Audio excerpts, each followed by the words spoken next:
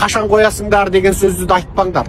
Ұры ешқашан ұрдығын қоймайды, оны ұстамайынша, жазаламайынша. Қары қарлығын қоймайды, қарақшы қарақшылығын қоймайды.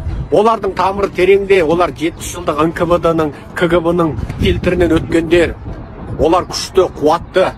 Оларды тек қана күрес жолымен ғана кетіреміз. Оларды болдыңдар ғой, тоғарыңдар деген келмейді. Итті 10.000 жыл емес, 100.000 жыл тәрбие берсең де, оның боқ жемесе басы ауырады. Қарақшы қарақшылығын қоймайды, миллионер болса да.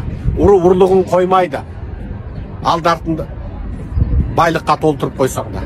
Қазақстандағы сұмырай жүйеде кетпейді. Әрбір қазақ мен осы жүйені өзгертуге тиістімін деп ойламайынша кетпейді. Күрестің жолы әр алуан. Ең алдыңғы күрес үгіт насихат. Әрбір қазақ алдыменен WhatsApp'та, Сигналда, Телеграмда, Фейсбукта, Ютубте белсен, жұмыс істе, сөйле, үгітте, топтарды құр.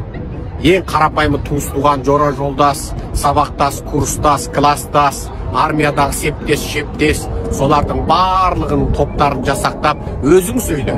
Өзің сөйлемесең, жұрттың сөйлеген сөзін, өзің ұнатқан сөзіңді тарат. Бірнеке істейік, ұйымдасайық де, қарекет жаса. Жора жолдас, құда жек жатыңмен ұйымдас. Әрбір әділетсіздікке қарсы тұр. Ал сен үнсіз қалсаң, сен бірдеңені күтіп отырсаң, онда 10.000 жыл күт, онда 100.000 жыл күт. Ештеңке өзгермейді. Құдайдың заңы солай. Сен өзгерейін деп қарекет жасамасаң, ештеңке өзгермейді. Аман бол, қалың елім, қазағым. Оян, қарекетке көш. Қарекет құлшылықтың біріншісі. Егер қарекет жасамай құр дұға жасасаң, ол ешқашан қабыл болмайды. Ал қарекеттен бұрын дұғаңды жаса, дұғаңа қосып қарекетіңді жаса. Дұға 3-ші категорияда. Біріншісі қарекет. Құдайдың жіберген елшісінің өзі түнімен дұғасын жасап, құлшылығын жасап, Құдайға жалбарынды. Бірақ қарекетінде жасады. Сондықтан мынау тек дұғада болайық дейтіндер, олар жауапкершіліктен қашқақтағандар. Олар мынау реал өмірден шындықтан бетін бұрғандар. Олар мына мәселені шешпей, өздеріне жеңіл болатынды таңдағандар. Дұға жаса, жасама демейміз, жаса. Бірақ қарекет жаса. Қарекетсіз жасаған дұға дұрыс емес. Пайғамбардың өзі Құдайға тапсырдым деп түйесін бос тастай сап, мешітке кірген сахабаларға айтқан: түйеңді байла, содан кейін Құдайға тапсыр. Пайғамбардың өзі: мен дін жолында берілдім, мен әйел алмай тақуалықпен өмір сүрем, құлшылық жасаймын. Әйел алып нәпсіге бермеймін дегенде олай істеме, мен әйел алам, бала сүйем және құлшылық жасаймын. Не көрдіңіз ба?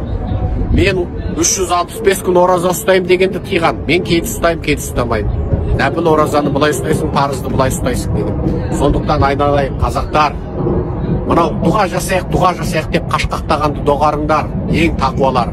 Сосын мынау діндегі азаматтарға сын айтсам, көп жұрт ренжиді.